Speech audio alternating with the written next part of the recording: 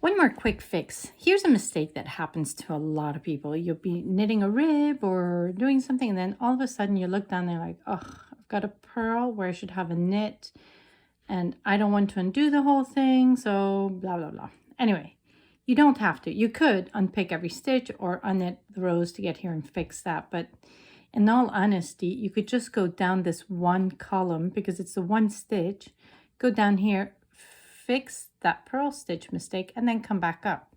It's a very quick and simple fix.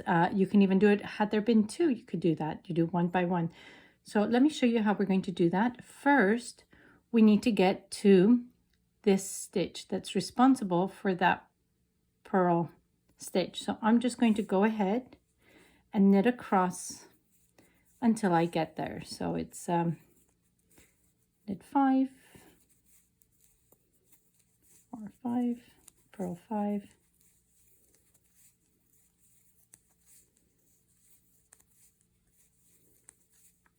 and now I'm going to knit 2 more because this one's got my mistake. So I'm just going to knit 2 more, 1, 2, and here's my mistake.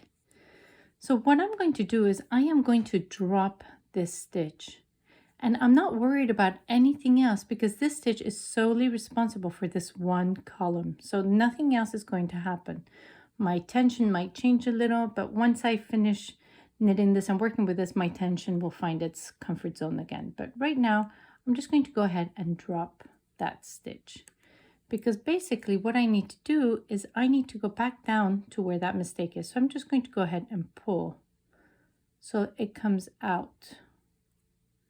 And one more, and I'm going to do one more. There we go. That was my purl stitch. So if I bring this back and I hold on to my loop, I'm just going to grab a crochet hook here.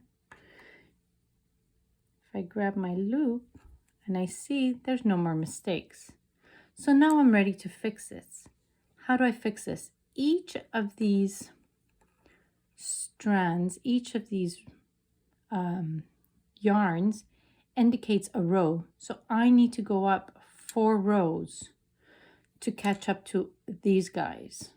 So I need to essentially knit these 4 rows going up to fix my mistake. And I've got my crochet hook here. Now, the one thing that a lot of people mess up with is, again, the legs. Make sure you're going in without the legs being twisted.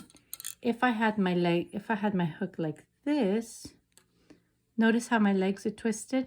I don't want twisted legs. I want legs that are not twisted. So I'm going to come into my stitch with the legs not twisted from the front using my crochet hook. Once I'm here, I need to be careful to go in order. So I can't skip my first row and go straight to my second one, because then, let me show you what happens. I end up having a loop that is hanging out there, and then you'll have to come and fix that as well. Let me show you. So if I do that, let's say, and I fix my mistake, I'm like, yay, I did it. But wait, there's a gap here. This stitch looks bigger, and if I turn it over, I have this loop hanging here. So that did not fix. It fixed one mistake, but it gave me another one. So I'm just going to drop that back down to my original spot. I'm going to